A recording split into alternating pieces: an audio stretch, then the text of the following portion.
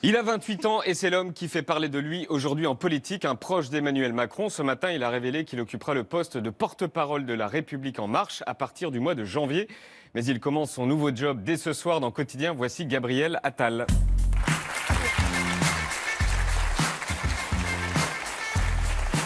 Bonsoir, bienvenue. Bonsoir Gabriel Attal, bienvenue sur le plateau de Quotidien. On vous voit pas mal, mais on va vous voir encore plus dans les mois à venir. Vous allez être le porte-parole de La République En Marche à partir du mois de janvier. C'est Christophe Castaner qui vous l'a demandé, c'est-à-dire que c'est le président de la République qui vous l'a demandé. Non, c'est Christophe Castaner, il décide lui-même de son équipe. Vous le dites avec un petit sourire. Non, bah oui, parce que je comprends bien le sous-entendu, mais non, pour le coup, il est en train de constituer son équipe. Il est exigeant sur une équipe resserrée qui va l'accompagner, parce que c'est important, c'est le premier parti de France. Emmanuel Macron est au courant, rassurez-moi. Je ne sais pas, j'espère peut-être. Ouais. En tout cas, il le sera, parce qu'il regarde peut-être l'émission. L'affaire du vol Paris-Tokyo à 350 000 € du Premier ministre Édouard Philippe. J'imagine que vous allez me dérouler les éléments de langage de LREM qu'on entend depuis ce matin. Est-ce que vous pouvez me dire quelque chose d'un peu sincère sur la question ? Sincèrement ? D'un peu sincère. Oui, très sincère. Moi, je comprends que c'est un chiffre qui interpelle, qui impressionne. Après, ce que je dis aussi sincèrement, c'est entendu le Premier ministre et Matignon qui ont dit que c'était exceptionnel. Il y avait une situation où il fallait que le Premier ministre rentre à Paris parce que le président de la République s'en allait. Et il y a une règle en France, et moi je pense que c'est une règle importante, qui dit qu'il faut toujours qu'il y ait le président de la République ou le Premier ministre sur le territoire parce qu'il peut toujours se passer quelque chose. Ça, non ? Ça s'anticipe, ça n'a pas été anticipé. Oui, c'est pour ça que Emmanuel Macron partait en Algérie, on savait très bien où était le Premier ministre, donc ça s'anticipe. Je dis pas le contraire, je pense que là, ça n'a pas été anticipé, c'est exceptionnel, c'est pour ça que d'ailleurs on en parle. Parce que c'est pas ça le problème ? Comment ? Le manque d'anticipation. Je sais pas, ça c'est pas à moi de le dire. Moi je pense que ce qui est important aussi, c'est de se poser la question de savoir si le train de vie de l'État, comme on dit, diminue depuis qu'Emmanuel Macron a été élu président de la République. La réponse c'est oui. Il a pris des décisions courageuses parce qu'elles n'ont pas plu, notamment dans certains ministères. Il a notamment limité les cabinets ministériels à 10 personnes. Excusez-moi, mais on s'éloigne de là. Là oui, on était sur le vol Tokyo-Paris. Non, ce que je veux dire c'est que là, ce dont on parle, c'est le train de vie de l'État. C'est ce qui est dépensé par les ministres, le Premier ministre. Ou une faute d'organisation. On fait 30 millions d'euros d'économies chaque année parce qu'on a limité les cabinets ministériels, qui sont ce qui accompagne les ministres. Ça aussi, c'est à regarder. Il y a une dynamique qui est là. Après, qu'il y ait eu un moment exceptionnel comme ça, où il a fallu, ça n'a peut-être pas été anticipé, trouver un moyen de ramener le Premier ministre plus tôt à Paris. Quand vous dites moment exceptionnel, est-ce que vous parlez de gaspillage d'argent public ? Moi, je ne vais pas porter de jugement, vous comprenez que c'est compliqué pour moi. Mais c'est un événement isolé, ça ne veut pas dire qu'il faut le banaliser, ça ne veut pas dire que ça peut ne pas choquer un certain nombre de personnes. Mais c'est une erreur. Je sais même pas qui est responsable. Moi, si vous voulez, je travaille pas. Qui a donné l'info, à votre avis ? À qui profite le crime, là ? Je sais pas. En tout cas, ça fait parler, ça alimente peut-être aussi des discours, faut le dire, un peu critiques, populistes parfois, sur le fait que. Oui. Avouez que ça interpelle quand même. Je l'ai dit, ça interpelle, ça peut même choquer. Ce que je veux dire, c'est qu'il faut aussi se poser la question de savoir si on fait des efforts pour limiter le train de vie de l'État. Et c'est ce qu'on fait. Là, manifestement, et ça, il faut le dire aussi. Il y a eu un événement exceptionnel. Je redis ce que j'ai dit. C'était sincère. Alors un autre sujet brûlant, celui de la dureté du gouvernement à l'égard des migrants. Les associations sont vent debout et une députée En Marche a pris la parole à l'Assemblée. Regardez.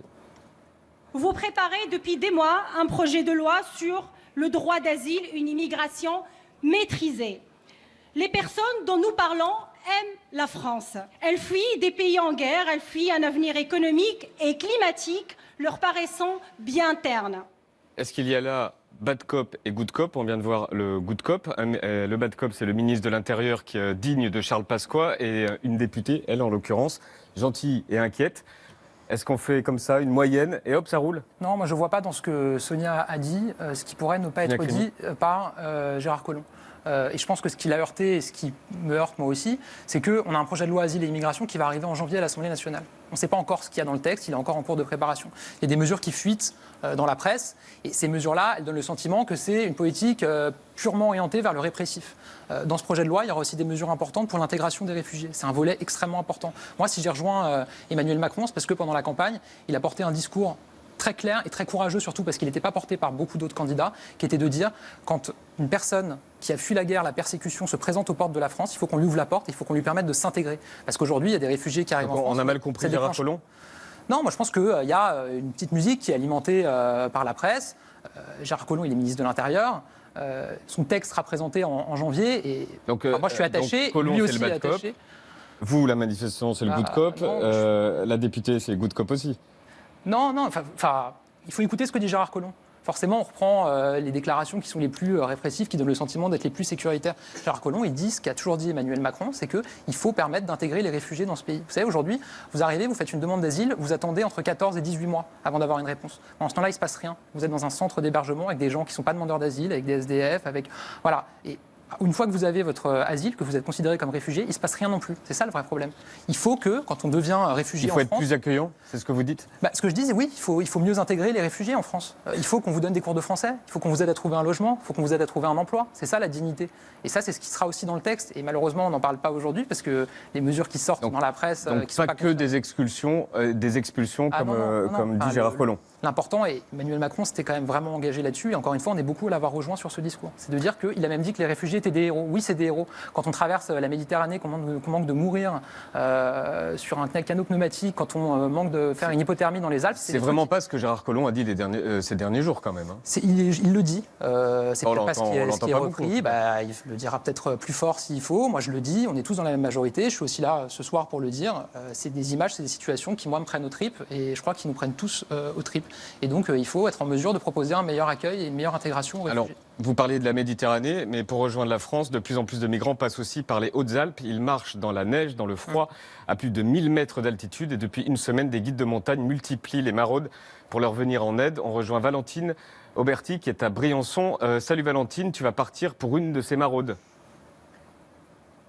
Ouais, salut Yann, je suis avec Vincent. Alors Vincent, il est même pas guide de haute montagne. Hein. Vincent, vous êtes dans la vie normale pizzaiolo, vous avez un camion à pizza et en fait vous vous êtes dit je vais me mobiliser et je vais venir en aide. Vous êtes bénévole et vous êtes dit ce soir je vais aller faire une maraude. Tout à fait. Je vais commencer ma saison dans quelques jours, donc c'est maintenant ou jamais de le faire. Et chez nous, en montagne, on a quand même une tradition de solidarité et c'est important pour moi aussi de le faire et de participer à ça. Voilà, donc ici, il y a tout un réseau de bénévoles en fait qui aident les migrants. J'ai commencé à les rencontrer dans la journée. J'ai aussi rencontré les urgentistes à l'hôpital. Un migrant venait d'être secouru par hélicoptère. Il avait les pieds nus, ses chaussures à côté de lui. Enfin, il avait marché dans 1,20 m de neige. Il était bien évidemment frigorifié, épuisé. Je rebondis sur ce qu'a dit monsieur le député sur l'importance de garder, d'offrir une dignité à ces réfugiés. Ce qui frappe quand on discute avec les bénévoles ici, c'est la peur du gendarme. Ils ont peur du gendarme. Ils nous racontent un jeu de cache-cache incessant entre les migrants et les gendarmes, entre les bénévoles et les gendarmes.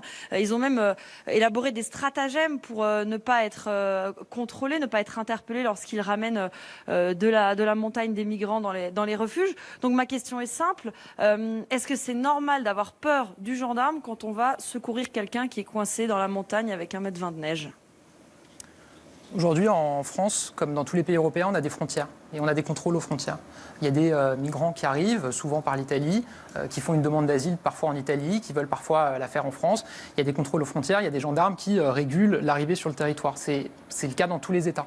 Le sujet des Hautes-Alpes, c'est un vrai sujet. Moi, j'ai été contacté parce qu'il a récupéré mon numéro par un ancien guide de haute montagne qui s'appelle Alain et qui m'a raconté les situations. Et objectivement, c'est des situations dramatiques où il y a des jeunes de mon âge, moi je suis député, il y a des jeunes de mon âge qui se retrouvent en hypothermie dans 2 mètres de neige en basket. On ne peut pas accepter ces situations. Ce qu'il m'a dit aussi, c'est qu'il y a des passeurs qui se font de l'argent sur le dos de ces réfugiés, de ces personnes. On a interpellé, je crois, 6 fois plus de passeurs dans les Hautes-Alpes, près de Briançon, que l'année dernière. Parce qu'il y a des gens qui se font de l'argent en proposant des circuits comme ça, hyper dangereux à des migrants dans les Hautes-Alpes. Donc évidemment, c'est des situations dramatiques.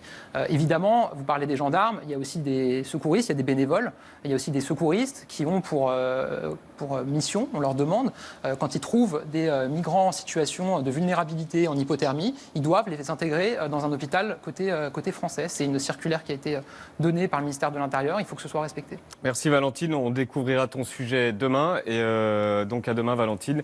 Et bonsoir et bon courage. Salut. Et bonsoir à tous les gens qui sont à côté de toi. Salut Valentine, à demain. On change de sujet. Vous êtes le coordinateur des députés En Marche à la Commission des Affaires culturelles et de l'Éducation. Le prochain grand dossier, c'est l'audiovisuel public. Tous aux abris. Est-ce que c'est ce que vous dites aux salariés de France Télé, de Radio France ? Non, je ne dis pas ça. Ce que je dis, c'est ce que le président a dit dans son émission sur France 2 avec Laurent Delahousse, c'est qu'il faut chambouler le système. Le sujet, c'est que Je peux vous couper? D'ailleurs, là-dessus, vous l'avez trouvé comment, cette interview? Moi, je trouvais cette ça très bien. déambulation. Cette déambulation. C'était très moderne. Non, c'était nouveau comme format. Moi, je trouve ça plutôt bien. Après, je ne suis pas là pour juger du format. C'est les spectateurs qui jugent. Hein. Ils regardent s'ils trouvent ça bien, ils ne regardent pas s'ils trouvent ça pas bien. Moi, je trouvais ça bien. Et surtout, ce qui m'a plu, c'est qu'on a parlé d'écologie, on a parlé d'Europe et d'international. Et à une heure de grande écoute comme ça, c'est assez rare. Dans la précédente émission qu'avait fait le président sur TF1, on n'en avait pas du tout parlé. Moi, je l'avais regretté. Et là, il a pu parler d'écologie à 20h sur une grande chaîne. C'est assez rare et ça mérite d'être souligné. Sur l'audiovisuel, c'est quoi la grande idée d'Emmanuel Macron pour 2018 ? La grande idée d'Emmanuel Macron, c'est de dire qu'on a eu un chamboulement que tout le monde aura noté, c'est le numérique. Et qu'aujourd'hui, tout le monde ne regarde pas l'audiovisuel public. Vous savez, l'âge moyen en France, c'est 42 ans. L'âge moyen des gens qui regardent la télévision, c'est 51 ans. Je pense que ce qui pousse à la baisse, peut-être votre émission, quand je vois le public, mais en tout cas, c'est vieillissant. Et l'âge moyen des gens qui regardent l'audiovisuel public, donc les chaînes d'audiovisuel public, c'est 58 ans. C'est 7 ans de plus que les autres chaînes. Donc il y a une réflexion à avoir sur la manière de toucher plus de jeunes. Il faut supprimer des chaînes et se lancer sur le digital, c'est ça ? Je ne pense pas qu'il faille réfléchir comme ça. Justement, je pense que jusqu'à maintenant, on a trop réfléchi. Les pros, ils réfléchissent, hein, ils n'y arrivent pas. Hein. Oui, mais on a trop réfléchi en rationalisation. Comment faire des économies, comment fusionner, comment rationaliser. Le sujet, c'est qu'est-ce qu'on veut faire avec l'audiovisuel public. C'est 4,5 milliards d'euros par an. On peut en faire des choses avec 4,5 milliards. Et donc là, vous leur dites quoi à Radio France, à France Télé ? Je leur dis que j'ai mis en place un groupe de travail à l'Assemblée avec 10 députés, qu'on va les recevoir, qu'on va les écouter, qu'on va faire des propositions au gouvernement en mois de mars pour redéfinir les missions de l'audiovisuel public et dire comment est-ce qu'on veut toucher plus de jeunes, comment est-ce qu'on veut toucher des gens qui sont éloignés de la culture, qui sont éloignés de l'éducation. C'est aussi ça, si les Français payent une redevance télé tous les ans, c'est justement pour avoir un audiovisuel public qui fait des choses que les autres chaînes ne font pas. Et je pense qu'il y a des missions importantes qu'il faut développer. Il faut avoir une vraie politique de production et d'éditorialisation de contenu sur Internet pour aller toucher plus de jeunes. Il y a des choses à faire avec des youtubeurs. Enfin voilà, on a plein d'idées, on peut travailler là-dessus. À titre personnel, qu'est-ce que vous regardez sur France Télé? Qu'est-ce que vous aimez comme programme sur France Télévisions? Sur France Télévisions, moi j'avais regardé la série 10%. Voilà, que je trouvais assez sympa. Et comme émission, comme l'info? Comme émission Non, les magazines d'info, Élise Lucet, Envoyé spécial, c'est des choses qu'on ne voit pas sur toutes les autres chaînes. Sur France 3, oh là là, ça veut dire compliqué. France 3, c'est 68 ans, je crois, l'âge moyen. Sur France 3... Et vous avez 28 ans. Sur France 3, je regarde le journal... Capitaine Marlowe, c'est la série qui cartonne. Ouais, non. Avant, ils diffusaient les questions au gouvernement. Maintenant, ils ne le font plus. Non, je regarde le Grand Soir 3, le soir. Je trouve que c'est un bon journal qui est diffusé en fin de soirée. Qui est menacé le week-end. Je ne sais pas, en tout cas, moi je trouve que c'est un bon journal. Ça résume assez bien l'actualité et ça met en avant des sujets qui ne sont pas forcément mis en avant dans les autres journaux. Voilà.